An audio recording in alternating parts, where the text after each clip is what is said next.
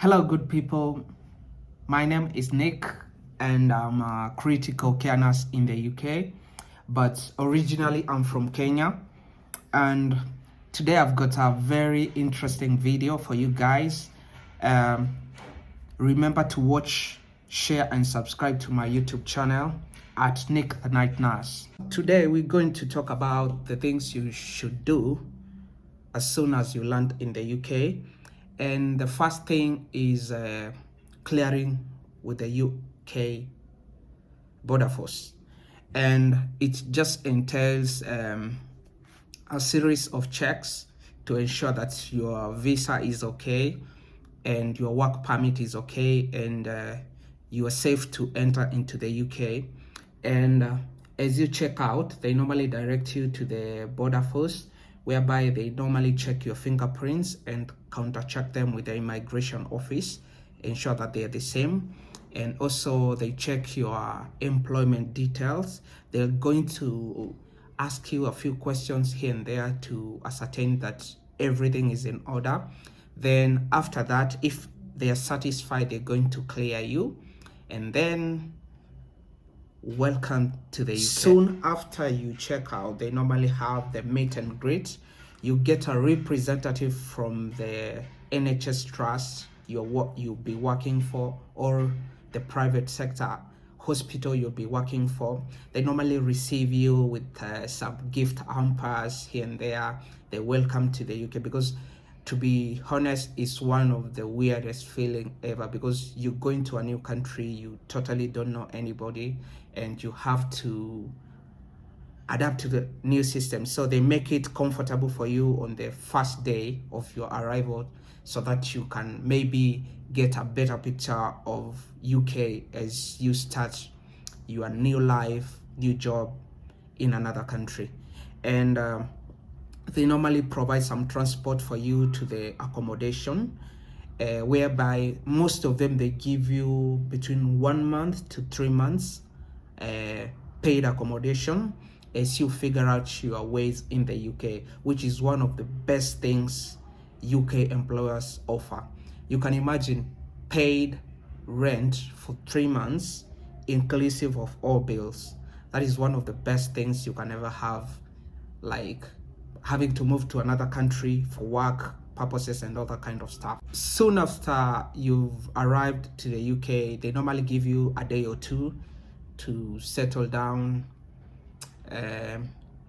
recover from the jet lag, and adapt to the new clocks, because it will depend from which country you're coming from. There is always a difference in the times. And then soon after you adapt, you also get some representative coming to your accommodation, because normally you come as a cohort. You'll find yourself amongst other healthcare providers who just came in for the same purpose in terms of work, and you find yourself, maybe you are 10 of you, and then they will tell you, maybe tomorrow around 10, just get ready, we're going to collect your BRP. BRP is a biometric residence permit, and it's one of the most important documents you should have when you land into the UK, because it certifies you as a skilled healthcare provider who has got the permission to work into the UK. So it's one of the most important documents you need to have. So soon after you collect it, you normally collect it at the nearest post office. You're supposed to do a copy for your employer and keep it safe, because you use it as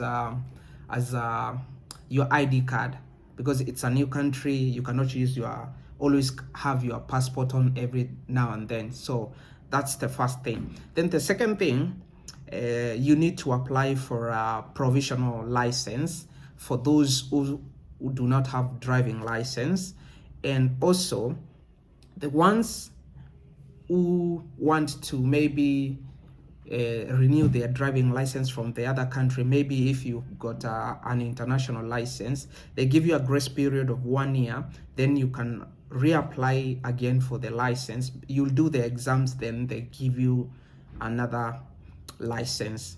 So the provisional license serves as an ID card. You can produce it anywhere to show that it's like an ID in the UK. So this protects you from using your passport every single day because it can get lost, and that is one of the most important travel documents you need to have if you want maybe to move to another country. When you land in the UK, you also need to have a bank account, and one, it's because you need to have an international bank account for you to get paid for the job. Sometimes if maybe you are not financially okay when you're landing to the new country, they normally give you advances. So it's good to have that bank account because that is where the money is going to be deposited.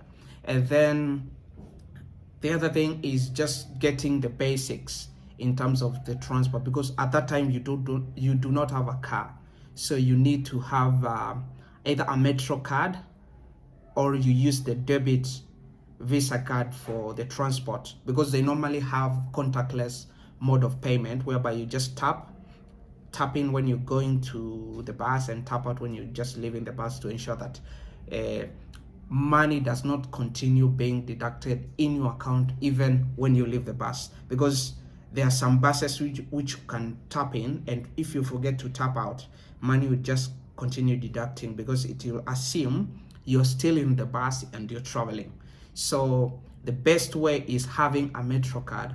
A metro card normally has tickets. You can have a daily ticket, that is a 24-hour ticket. You can have a 2-day ticket, a weekly ticket, and a 4-week ticket, and that is all dependent on your budget. So the best way is to have a monthly ticket. It costs around £94, and you can move within that county